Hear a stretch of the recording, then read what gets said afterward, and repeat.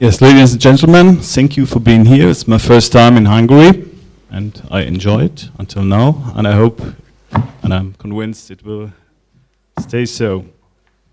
My task that was given to me is to give you an overview on the German facts on the theme youth unemployment. It will be a more general overview. My approach will be more of a political nature. Though I am working in the policy, I don't mention everything what you can read here. My job as a speaker for youth and social questions in the Kreis Ahrweiler is a region of 130,000 residents. It's near Bonn in Germany. And my special job in this theme of youth unemployment is chairman of the advisory board of the job center in the Kreis Ahrweiler. The job center is an official institution of the labor agency in Germany who provides for people who are more than 1 year unemployed in general. And the advisory board, there are politicians like me, there are social organizations, there are churches, labor unions, economic chambers, and they advise the job center what measures should be taken in the transition systems. We heard about this word, and I will come to this later. First figure I want to show the development of youth unemployment in Germany over the last 5 years. You find it on a very low level, and it is decreasing. Maybe we should expect the opposite development, but it decreases in Germany. We go to Europe, we compare. You see the European trend in the last 5 years. It rises, the youth unemployment rate, the red. And in Germany, decreases. So why do we have that opposite trend in Germany compared to Europe? That will be my next figures.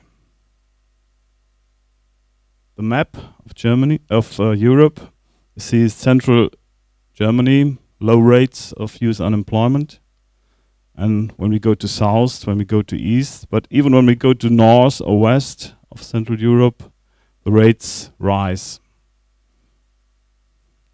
Germany, 8.1%, but Belgium, neighbor state of Germany, 19.8%. France, even 24.3%, and Greece in the south, 55.4%.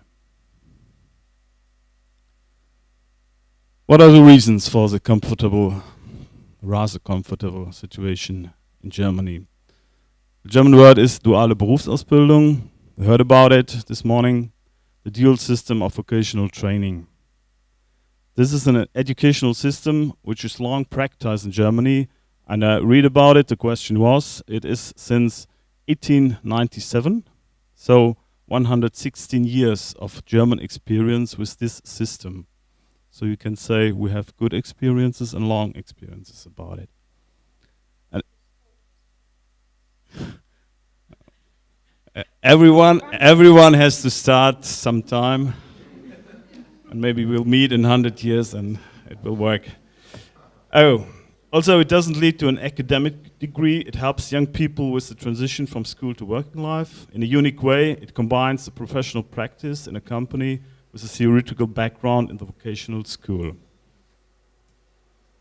Next figure, the red frame and the green frame. We see over the years 1, 2, 3, 4, 5, the risk of being unemployed.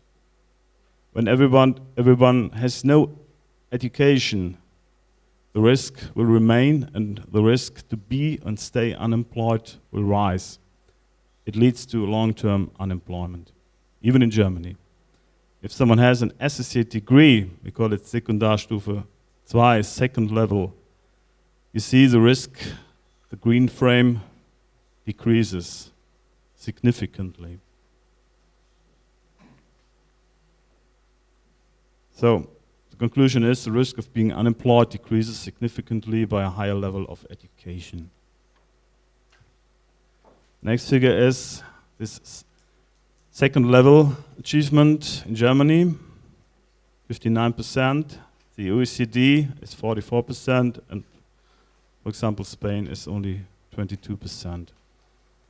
In Germany, you see it, the level of education is higher than the OECD average, mainly attributed to the dual system of vocational training. Thus, 59% of the people between 25 and 64 years in Germany graduated from secondary school. That means they had vocational training school, they had high school diploma, or a combination of both.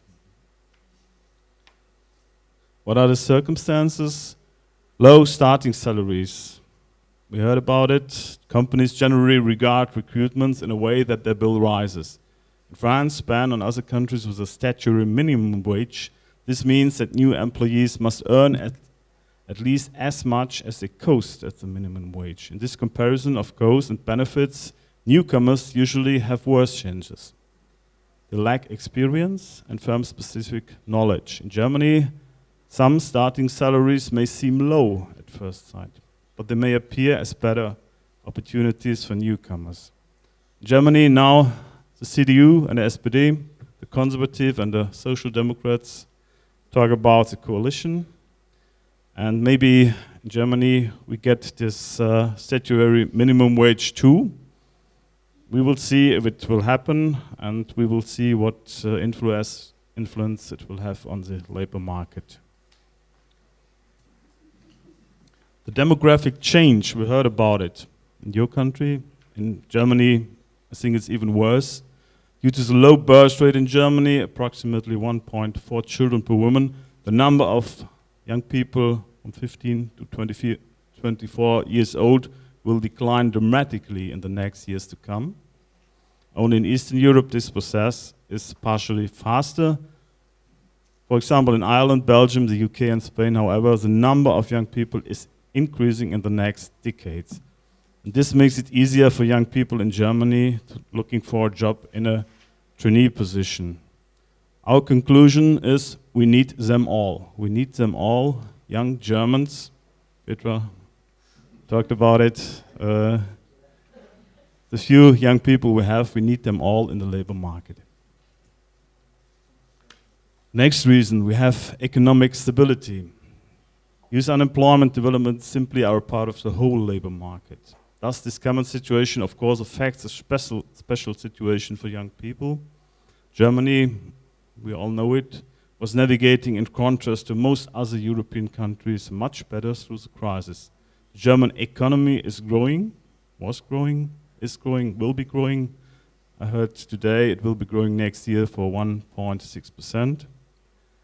The exports are booming, the people in Germany consume, and so the youth unemployment in Germany is below 10%.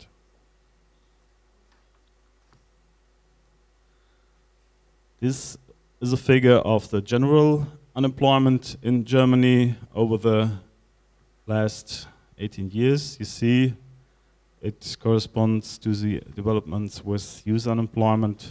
Unemployment generally is sinking. We must mention here that we had in Germany 10 years ago a great labor market reform. 1 decade ago, it was called the Agenda 2010, with a lot of measures that were taken.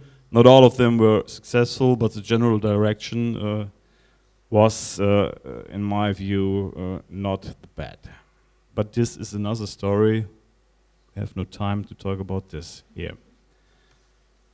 Let's talk about soziale Marktwirtschaft, social market economy, something that we Germans say, made in Germany. The man you see is Ludwig Erhard, the first German Minister of Economic Affairs after World War II. He created this system In our view, in our context, we have an active labor market policy. We have social responsibility of employers. At the time now, we have a national pact for training and young skilled workers in Germany between business associations and the public sector. We have a so-called basic social security. We call it Grundsicherung for everyone, young people, old people. And for the young people and the people who are able to work, this basic social security is guaranteed for everyone who is willing to work, who is searching for a job, and who is open for further education. Our keywords in this context are demand and promote, fördern und fordern. So what can young people do about it? My view, it's to finish education, to be ready for lifelong learning, to apply mobility between regions of different youth unemployment rates within a country, in this context in Germany, and of course to apply mobility in Europe too. And so since early 2030s, the German federal government supports a special program to promote professional mobility of young people from EU member states in receiving an occupational training or professional job in Germany. Participation is open to young people interested in education and unemployed young skilled workers from other EU countries who have little job prospects in their home countries. And so, what I said for Germany, I say it for Europe, we need them all. We in Germany need young Europeans who enter our labor market. And that's maybe important for others. Germany is open for young people from Europe. So what can we do in the policy for the young people? We have labor authorities with career guidance and counseling starting at young at school. Young unemployed people under 25 years receive within 15 working days an initial consultation and a profiling. The goal is to make an accurate offer for a job or trainee already in this conversation. Special offers will be made for young people with social disadvantage and individual impairment, and this is maybe something Petra Klein will talk about later in special what she does about this. So we heard today about the transition system, and my point of view is Germany, we have a transition system. We have a system that young people are helped. So how can we describe a transition system? I wrote it from the internet, I read it here. All kinds of training, education and labor market scheme which are meant to facilitate the transition from school to training for those young people who failed to enter the regular training system.